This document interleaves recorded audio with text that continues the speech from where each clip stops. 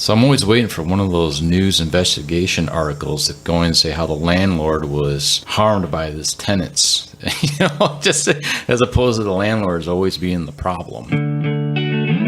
Welcome to the Rental Property Owner and Real Estate Investor Podcast, brought to you by the Rental Property Owner Association, providing benefits and services to real estate investors and rental property owners for over 48 years. With your host, Brian Hamrick from Hamrick Investment Group. Hello and welcome to episode 36. Today, I am excited to be talking with Mark Troy. Mark is the owner of Compass Property Management. He's also a real estate investor, and he's the president of the RPOA. So, Mark, thanks so much for being on the show today. Thank you, Brian. We have a lot to talk about today, but I think we should start at the beginning because a lot of people know you as a very successful business owner, but you also have a real estate portfolio. Correct. And at one point, you were a beginning investor. Yep. Let's talk about that. Great. Yeah, in the beginning. Well, back in 2000, early 2000s, I bought my first rental property. And, I did the normal thing I think everyone does, read the books, get the tapes, learn how to buy investment properties and why, and how they can provide passive income. But you really don't know how it is until you actually buy one. So my first property that I bought, I thought we just do what the book says. You collect the rent and just keep the cash flow and retire off that and, sooner or later. But no, experienced investors sold me this property. And it was on Fulton Street. And this was back in 2000? 2000, yep. And next thing I know, I go collect the rent. Knocked on the door, and the lady looked at me like I was crazy. Like, oh, I don't have the rent. I'll have it next month. And I'm like, what? That's not what the book said. So luckily, the RPOA was around. I took a seminar with the Rental Property Owners Association. Yep, in Grand Rapids here. And I went to a seminar hosted by Paul Stewart. Some of you might know him. And they said the only thing I remember from that seminar, if you do anything, join the RPOA. And I joined them. And the next day, I needed their assistance to help with evictions, rent collections, forms, just everything that they do. So that membership might have been the difference of me sitting here today or not. So because in the beginning, it was really rough. So if you had you not had their services, you would have been at the whims of this woman who did not want to pay you rent. Right. Yeah. And all the other tenants I'd had to learn how to be a landlord at that time. Yeah. So your very first experience, and was this a single family? It was a duplex. A duplex. Yep. Very first experience, you go to collect rent. Yep. She doesn't want to pay. Yeah. Right out the gate. So you evicted her. Right. And you're managing this property yourself. Yes. And actually, it was she was, for some reason back then, weekly rentals were a thing that people did.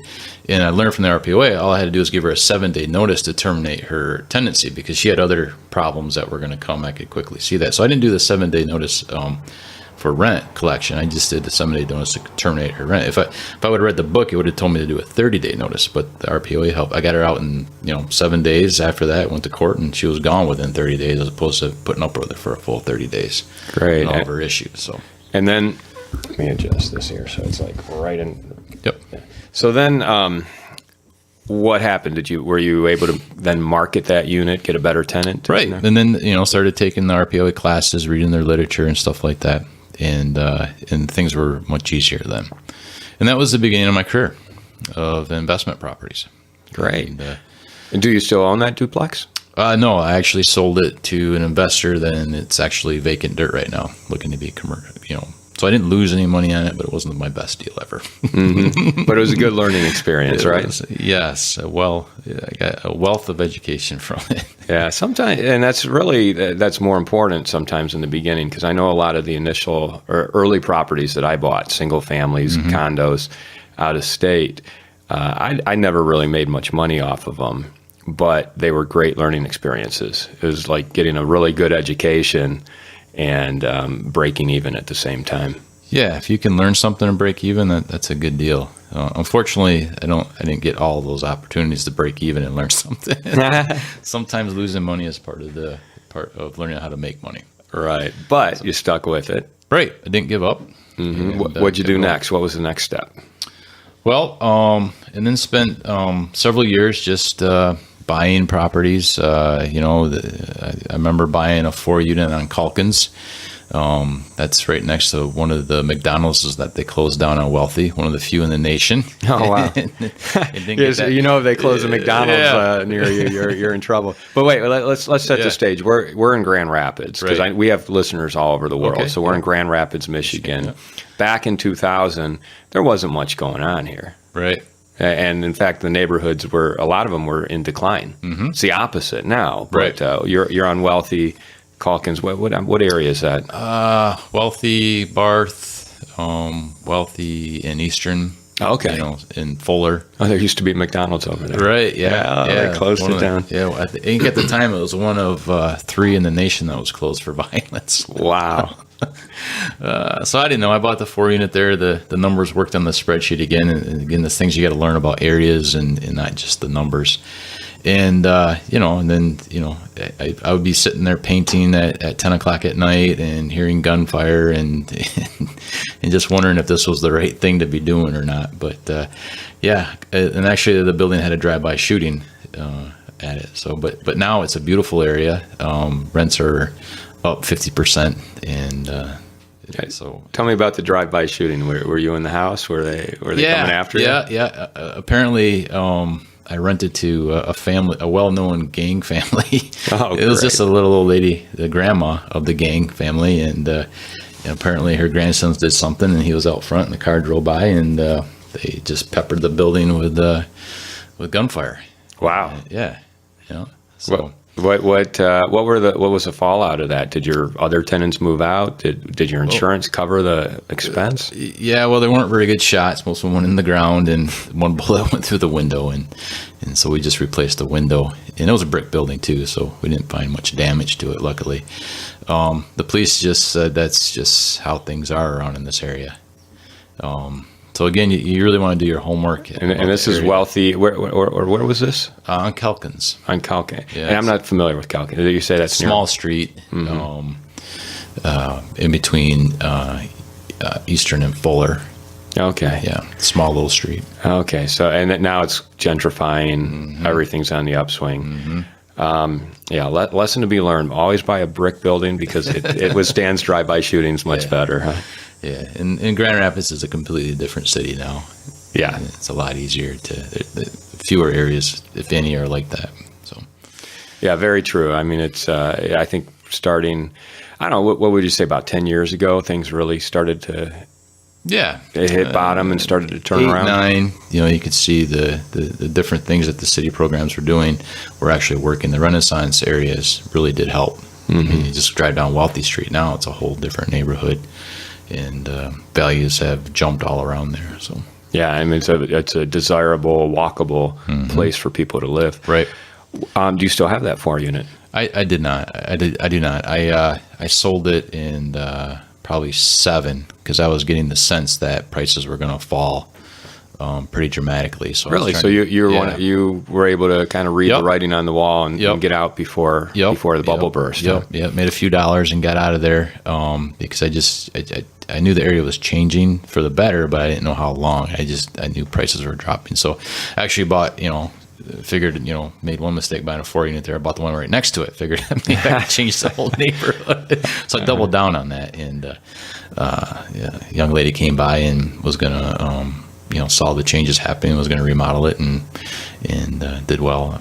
And so I bought 4 units, one get shot at, I'll buy the next one. So maybe you can help them. Well, if you control the neighborhood, you control the direction of the neighborhood. Yep. I did sell that before the market started turning down. So your strategy at that point seemed to be small residential multifamily, 2 to 4 units. Yep. Why did you go that route as opposed to single family? I mean, what was your deliberate strategy at that point? Well, I think just from the reading, the education I got, it's the single family and duplexes and or 4 under. They're easier to obtain the loans. They're the residential loans. At that time you can get 10 of them. And it was a lot easier to get residential loans at that time too. Than commercial loans. Yep. Mm-hmm. So, just at that time you could do as low as 10% down, even on these buildings, and so it was just easier to obtain them. And again, it's still a new experience, a newer investor. I had a full-time job, as an engineer, and worked on them nights and weekends, and I didn't really venture into those larger communities yet, just because that wasn't my education on the investment properties. So, and going, there's so much material, so much educational material now for beginning investors. I mean, podcasts alone, we didn't have those back then. No. So where were you? What was the book you were reading? Where were you getting your education? There's probably dozens of books, and they're not. Those writers aren't that popular now. There's just. I'm just trying to think of some of the ones that I did read. Like Robert Allen. Yes. Yeah, that was a good one. Robert Kiyosaki. Yes. And then there was, I did buy the Carlton Sheets. Sheets. Yeah.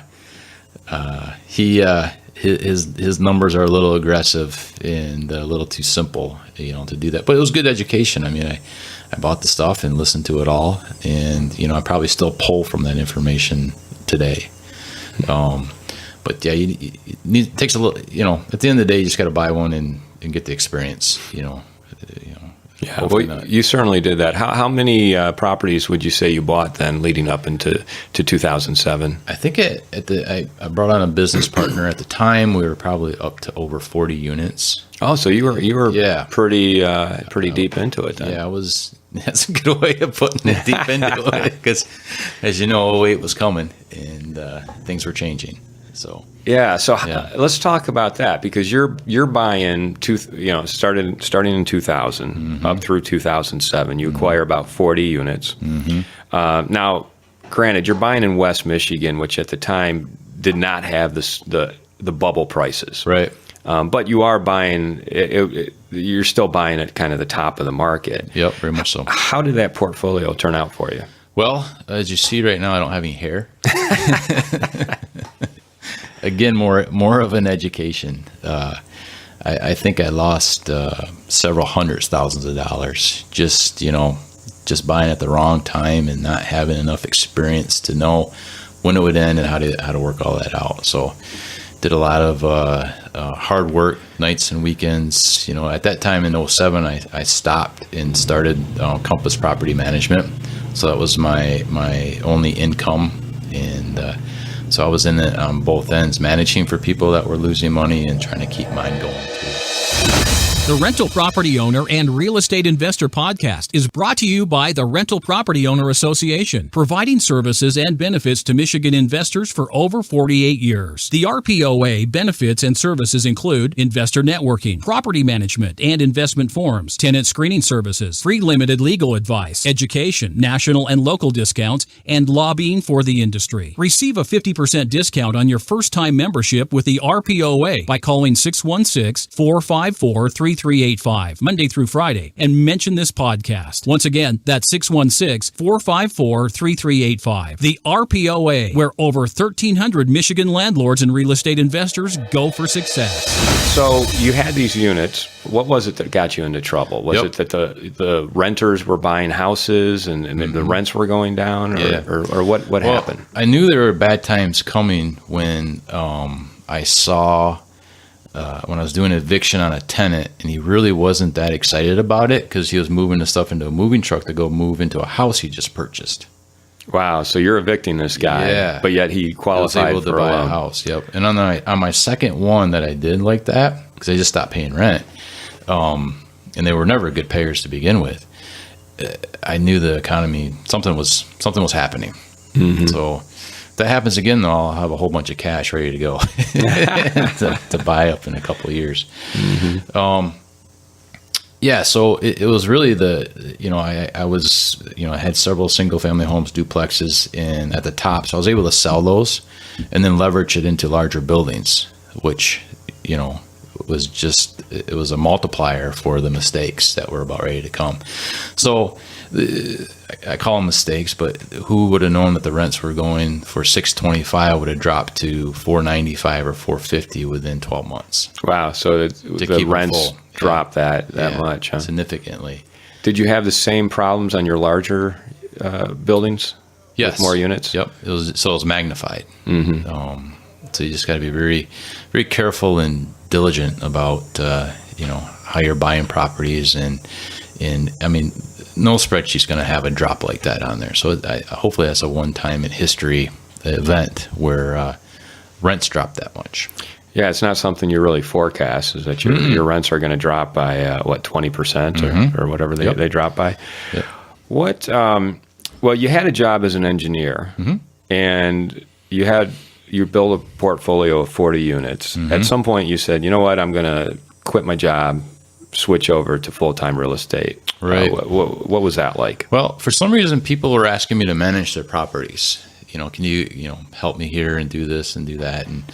And I just thought, wow, you don't have to promote a business to get business. So I'm not a sales guy. I said, this might be for me, and it's hard to have 40 properties in a full-time job. And you're managing those properties as well. Self. Yep. So, quit and started a company. And this was in 2007? Yeah. Yep. Oh, I quit a couple of years before that to work with another management company, and we just split our ways, and the Compass was, began 10 years ago.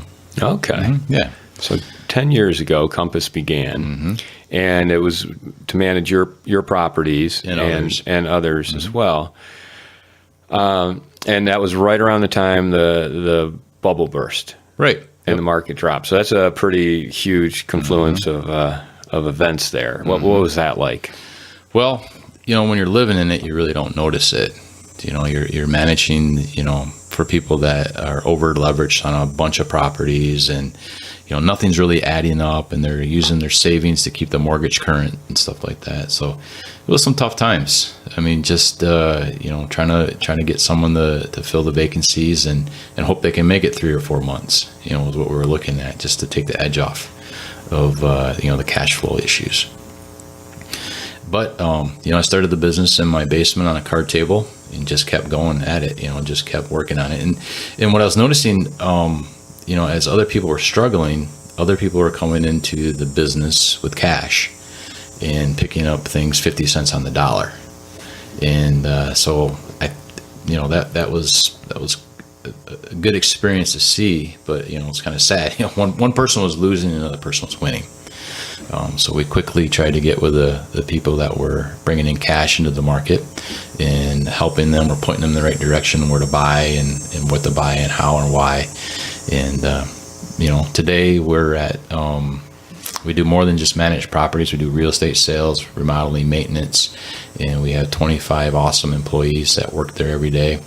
And, things are going well. Yeah, it's quite a business you've built. You have 25 employees. You're one of the largest management companies in Grand Rapids. So Compass does not just manage properties. Right. You also have a rehab division. Right.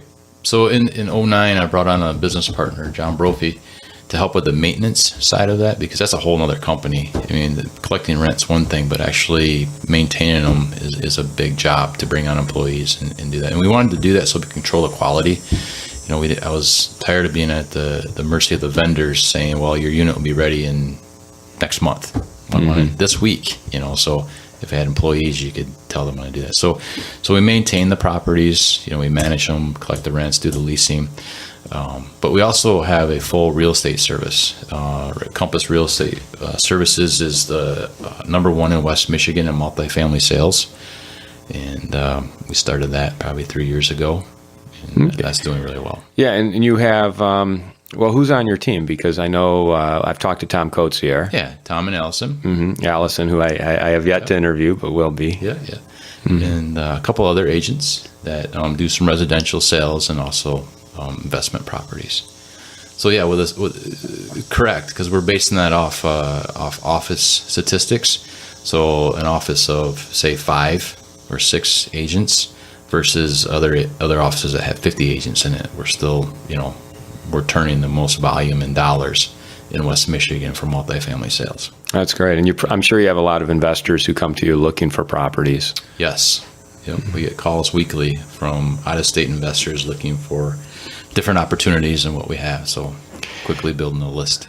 Yeah, let's talk about that for a moment. I mean, you're getting calls from people out of the state. I mean, 5 years ago, people weren't even thinking about Grand Rapids. Right, and they should have been. And that's when they should have been calling, huh? Right.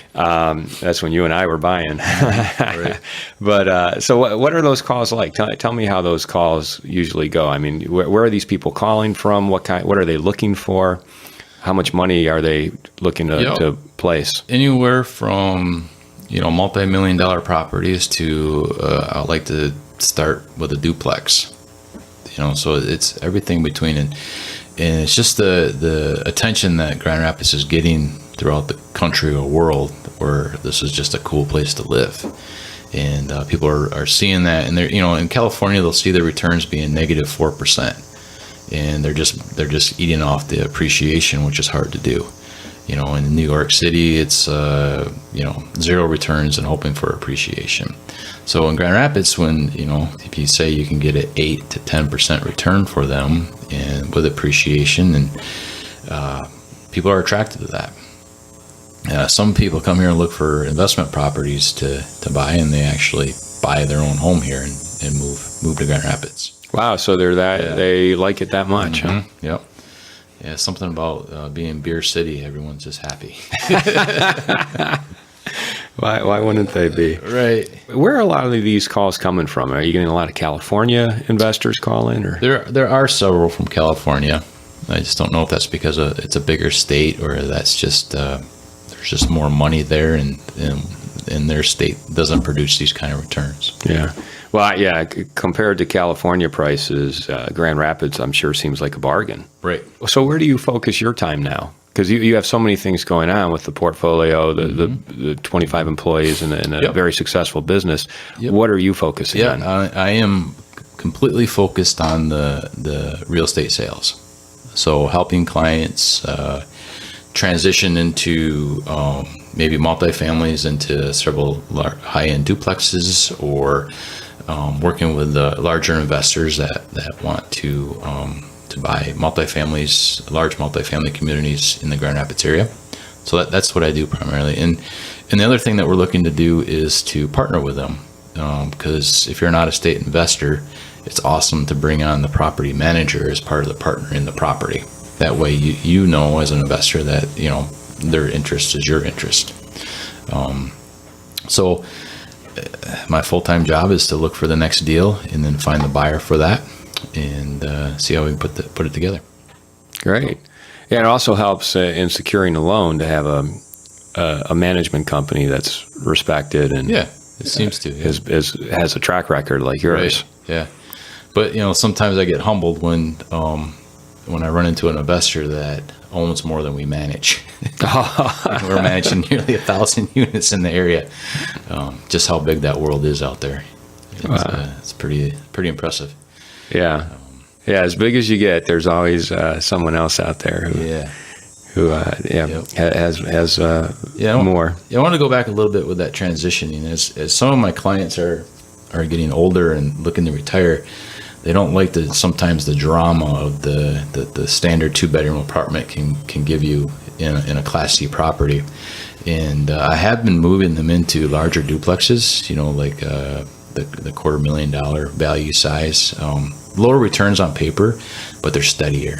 So something for people to think about. Everyone looks at that duplex and says, wow, over $200,000 for a duplex. There's no way that works, but it does. It works well. And it works that way just because you're going to have longer term tenants, tenants who pay on rent on time. Right. It's more like a home. Yeah, I had this conversation with someone who was looking to house hack, buy a duplex where they would live in one side and rent out the other side. But their price point was in that, I don't know, 125 to 150,000 range, or maybe even lower than that. Those are fine too. And my advice to them was, go if you can afford it and you can get a loan for it, go more expensive. Go for the $250,000 duplex, just because of that. Because you want to live, if you're going to live in one side, you want the tenant on the other side to be someone who's paying the higher rent and is just gonna, they're just gonna be a better tenant, Right. and it's gonna make your life a lot better than if you're only getting $600, $700, $800. Right. That's a totally different type of tenant, and you're going to have a lot more management intensive things to do with that type of tenant. Yeah, and that's something that a spreadsheet can't teach you. That's only what experience shows you. Well, that's an excellent point. I mean, have you seen that proved out time and time again? Yep, over and over. Mm-hmm. Yeah. So give me an example of the difference in those types of properties. If you buy one at a lower price, what kind of problems are you going to have? More tenant issues, higher turnover, sometimes higher expenses because the apartments aren't left in good shape. So as you move more up, damage, right? More damage. But there is more profit there too if you can manage it well and handle the expenses to a budget on the property. But if you're just going to do this on your own, I would stick with higher end properties where the rents are up in north of $1,000 a month, and those will give you less phone calls at 3 a.m., less turnover, and if they do leave, the property is probably going to be the way they found it, because they typically have better credit, or they're more collectible, with a higher paying job. So it's things to look into. Yeah, good point. And I think one of the points that's in your advice there is, if you're managing it yourself, yes, go for the better property with the higher rents. Mm-hmm. Now I have properties that get the lower rents, the C-class properties, but I have professional third-party management who handles it for me. Yep, and they're larger too, so they're more predictable. Yeah, so I have that economy of scale. The history is there, and the future projections can be there too. Yeah, absolutely. Right. And then talking about professional management, and that's not for every owner, every investor. As you can imagine, we go through, see different investors and things like that, and some just can't let go of the property, and they want to know to the penny, and why do you do it this way, and they try to change the systems and processes of the management company, and you probably should just manage your properties on your own at that time, because it's just going to be fighting with everything, and just be aware of that, because when I started out, I thought, I was just going to have a management company do it. And at that time they weren't around. You had to have like 100 units to even think about it. And I'm glad I did manage my own properties in the beginning. That way I got to learn some of the pains and upsides to owning investment properties. Yeah. And since this podcast is a rental property owner and real estate investor podcast, we certainly have a lot of listeners who are owners and manage themselves and wouldn't trust anyone else to manage. When would you advise someone to hire a third-party management company? It's usually, with the right mindset that they can let it go, that things aren't going to be perfect how they want it, because 10 units seems to be a good number.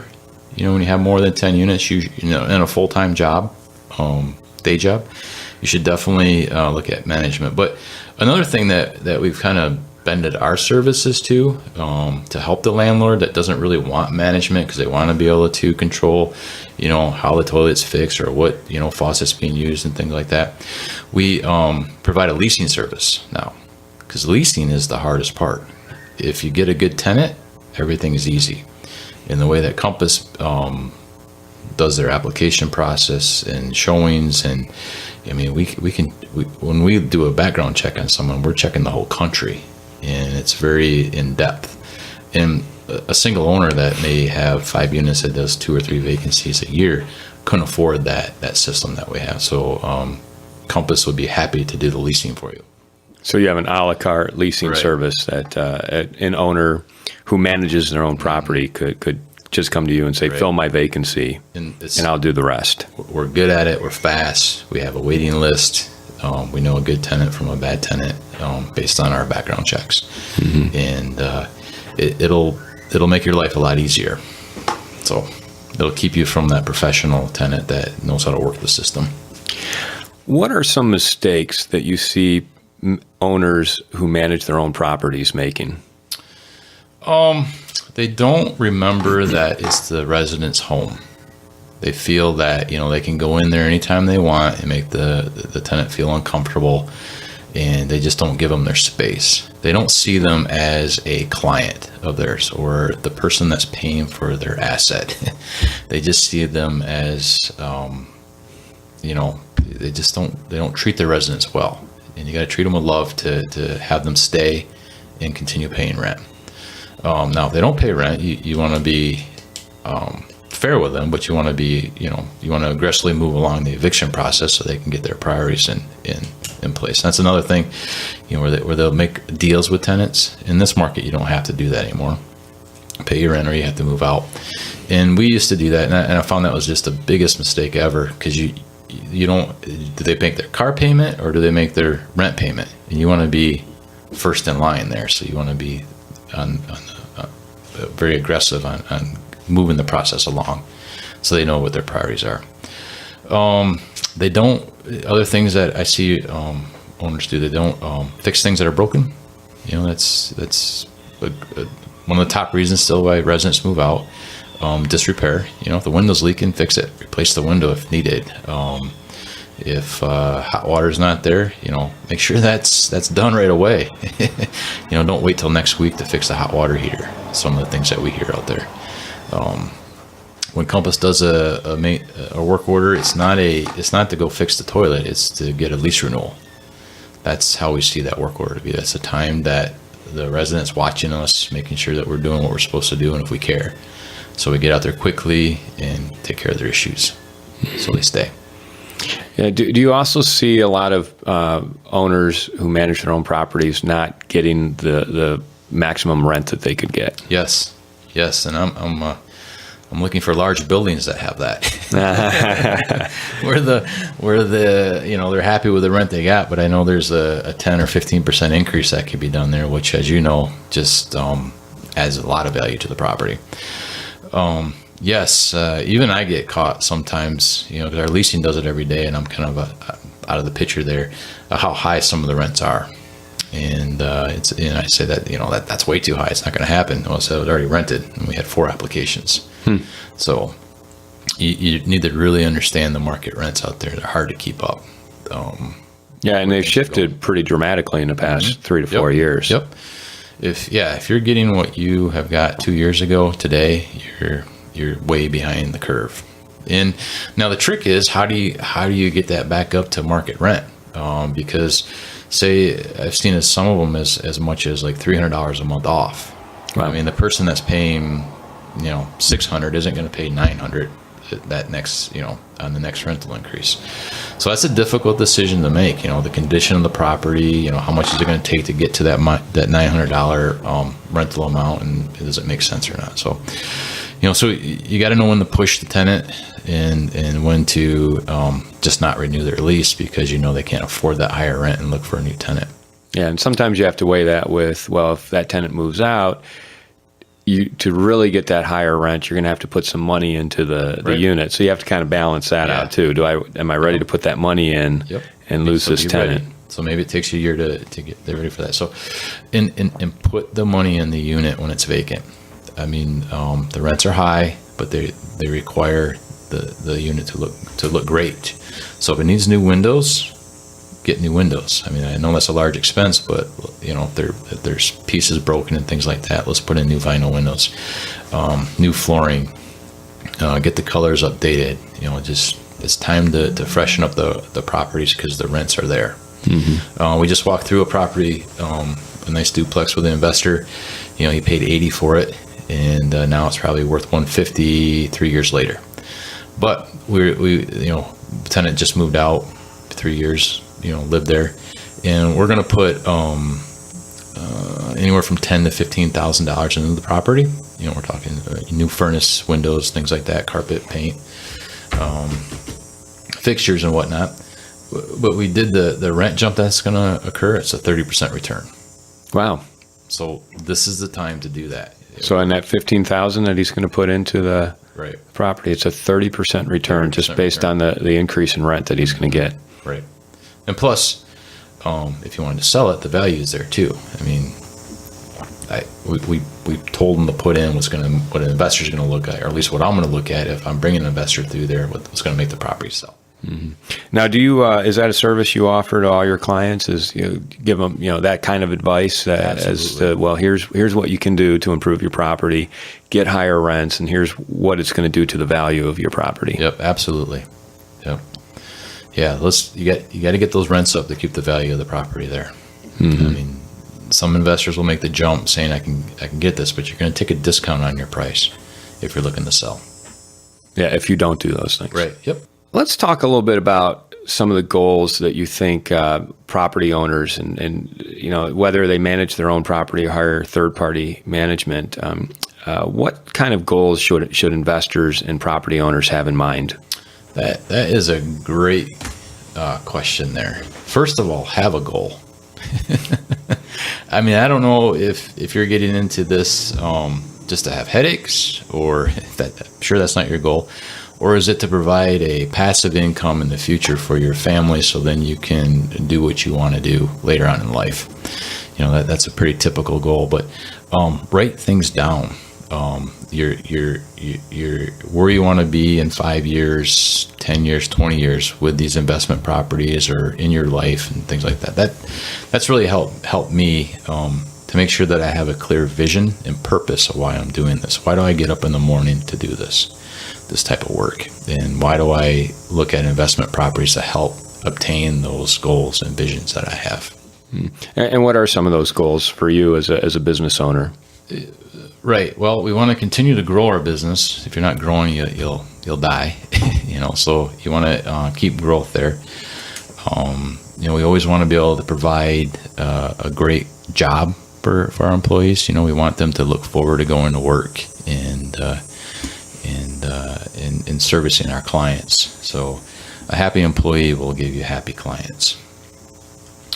And for bigger goals in my life, why do I get up in the morning and do all these things? I want to attain a large net worth, and then work on giving that away.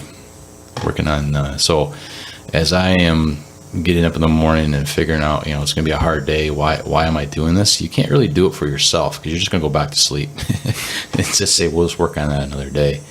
I think about, I'm very passionate about a organization I'm part of called Zoe Waters, where it provides fresh or clean water to unreached areas where otherwise people in this world don't have it, say Africa or Nepal.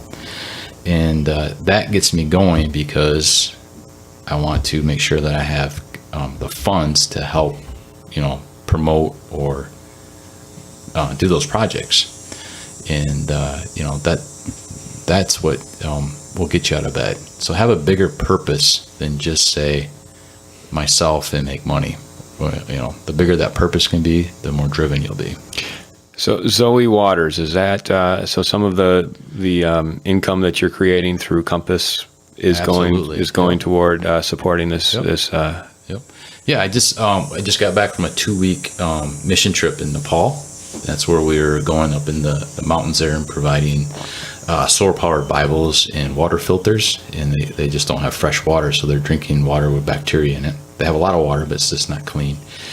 So we just had a company-wide quarterly meeting, and I went through the pictures of that, and I explained to the employees that their work at Compass made profits, which provided me the flexibility and funds to go and do this mission trip. So in return, your employees can see that they're also helping as well. Not just locally. Is there a website you want to say for that? Zoe Waters? ZoeWaters.org. How would you spell that? ZoeWaters.org. And it's part of the World Mission here also. Mm-hmm. You can also get to the Zoe Waters website from that. So. Yeah, it sounds like a great cause. It is, yeah. So that's one of your goals is to build wealth that you can then give away. Yes. Mm-hmm. Yep. And also you always hear that the more people you help, the easier it is to obtain your goals. So my goal is to help investors meet their goals. So the more investors I can meet and help meet those goals will in return help me meet mine. So I'm looking for new investors or experienced investors that want to come to the Grand Rapids area and buy investment properties. So again, it's just it's not so I can obtain more money to buy more stuff and toys. It's so we can obtain more money to give away. So when you want to get up at 4 a.m. to get something done, think of that and not. Not yourself, because Not then you'll yourself. say, you know what, I really don't need to get up at 4. I'll wait till 7. Yeah. One of the other ways you're helping out too and giving back is through the RPOA. Right. You are the president of the RPOA. Right. Can you talk about that? Your role there and your responsibilities. Yeah. Well, it's my turn to be the president. If you're there long enough, you're on the board. You put in your time. Again, we started out this conversation saying how the RPOA basically helped me through the beginning of this business and has kept me in the business, and so I want to give back to that. So, anyone listening to this, wherever you're at in the country or the world, I ask that you support your local rental owners property association of some sort, whatever you have, wherever you're at. Because all the stuff that the RPOA, local RPOA does here, most of its members don't even see, but they experience it. They get it. How we work with the water companies and change the way billing's done, or how have the mayors or political officials' ears and saying, hey, don't forget about the landlords, and we're providing housing for people. And if you make it too hard for us to provide housing for people, we're going to leave, and then the people won't have places to live. So we're reminding them that this is a partnership. And that's important too, because the inclination of government is to be more on the side of the renters and the people who they feel they need to protect. But at the same time, if they pass rules or regulations that are too onerous for landlords, well, the unintended consequences are they're driving up the rents and making it more expensive. Yeah. So I'm always waiting for one of those news investigation articles that go in and say how the landlord was harmed by his tenants, just as opposed to the landlords always being the problem. Yeah, it's never about the tenant being the problem, is it? Well, some of the lies or how they cheat or, just some of the things they cause that we have to live with, no one cares about that. Mm-hmm. I mean, they always think that we're just out to get rich. Yeah, but most landlords and property owners are mom and pop type people who are just trying to make some money. Right. Trying to create a little bit of wealth for themselves. Right. And providing a very important service out there. Yeah. So the RPOA kind of paves the way. They anytime you see one of those investigative reports, usually they go to someone at the RPOA to get a soundbite. Right. Because the RPOA is the Rental Property Owners Association. They're kind of the local resource for knowledge and advocating on the landlord's behalf. Right. We encourage our current clients that don't really need the RPOA because they don't need the forms, they don't need the leasing help, they don't need the eviction help, to still be members. Because those numbers, those dollars are working for their investments. It's even if you own one unit or 100 units, you should be a member of the RPOA. Yeah, and even at the state level, there's always state bills that are floating around that it could be very detrimental to landlords and property owners. And the RPOA is one of the few organizations who are fighting those types of bills. Yeah. We're a big part of the RPOA Michigan, RPOAM. They meet monthly when legislation's in session and talk about bills that are coming up or bills that we want passed. And I can't tell you the countless number of bills that have been squashed or diverted or changed based on that organization's influence. This is kind of an organic plug for the RPOA, but I think that this is the perfect place for me to say that for property owners and investors in the West Michigan area, we are running a special right now for the RPOA. If you're a first-time member, if you call and mention this podcast, you will get 50% off your first-time membership expense. So I think that's a pretty good deal. So join today. So Mark, let's talk about mistakes. What are some mistakes that you see investors making, and feel free to share any mistakes you've made yourself. Well, that would take too long. But first of all, embrace a mistake. Don't go in a downward spin about it and say that, I made a mistake and it's never going to get better. Making mistakes is the only way you go forward and learn. And if you're not making mistakes, you're not really out there doing anything. But some of the obvious ones that I see investors doing, they come into a project, whether it's a $100,000 property or a $2 million property. Sometimes they miss the initial capital need. If you look at it and you see that it needs a roof, in the next couple of years, plan on putting the roof on when you buy it. And you need to have the cash to do that. Make sure you have that money built in somewhere. You're not going to get it from cash flow because there is none. Mm-hmm. That first year is the roughest time to own a property because you got to tune it in. You're going to find the little mistakes, the little things that have been covering up or just ignored, that you can't get on inspections. Like I bought that first duplex, bought it, thought the tenant was going to pay rent. Never seen a dime of rent from her. So those are things that you have to plan for. And instead of collecting that rent, you ended up spending probably hundreds, if not thousands of dollars on evicting her. Right. And the mortgage payment was still due. So have cash reserves. And how much? As a new investor, the more the better. I'd have at least 6 months of mortgage payments in the bank. That comes from a Dave Ramsey formula for owning your home. 6 months will cover a lot of mistakes, and not have you struggle. And don't think that you're, something's, kind of worn out when you buy a property that it's just going to miraculously just keep working while you own it and you're going to get lucky. Have a budget for the capital repairs right from the beginning. Yeah. And identify the big ones that you know are going to come up in the first couple of years. Roof, HVAC. Yeah, I always have a philosophy when I acquire a property that I need to go in strong. I don't want to buy something and just let it limp along.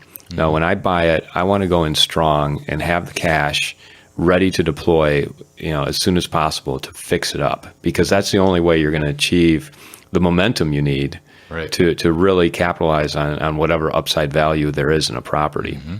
Now, having said that, when you talk about mistakes, as much, quite often, and I would say more often than not, even though I'm being very conservative in my assumptions and building in a budget that I think is more than appropriate, more often than not, I'm still short. And you have to scramble, and at least in the first year or two, and then once you get everything under control, it tends to go a lot better. So you can be as conservative as you want and budget as high as you want, but things always happen. Unanticipated, unexpected things always happen. So just be aware of that. Don't be rosy in your assumptions, and make sure you have those cash reserves because you're going to need them. And they're going to happen in that first year.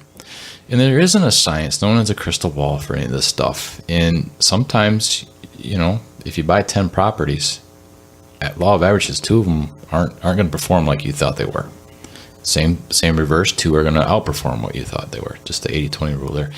Now, on the reverse side of that, the other mistake I see, and I think this is a worse mistake than being, too aggressive, is being over-conservative. Some people will never buy their first property because they pad those numbers too much. Well, this property is fair, but I'm going to need new everything.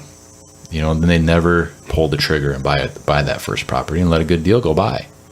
So don't be too conservative on some of those numbers too. That's a good point. And I know during the 2008, 2011 period, there were a lot of properties I looked at where I was too conservative. And looking back, boy, I wish I'd bought those properties. Right. And I probably held back too long as we come out of this, as prices are rising, because I've been too conservative on some things. I need to get a little bit more aggressive and keep things moving. And back to, if you buy a turnkey property, you probably pay too much. You really want to get something that needs work. of something. You need to be able to see a problem and solve the problem after you purchase it. And then that's where you need those funds to solve those problems that the property's having that's not getting the maximum value. Yeah. And going back to embracing your mistakes, if you do this long enough, you will realize once you buy a property, you know what, I didn't budget enough for what needs to be done. And you need to acknowledge that. You can't just stick your head in the sand and let it limp along, because it'll go downhill pretty quickly. Right. You need to embrace the mistake. Say, you know what, we have a problem. Let's put a number on that problem and figure out where we're going to get that money from and fix it, because that's what's going to really turn your property around. Yep. Even with my 16 years of experience seeing the good, bad, and ugly, last month I made a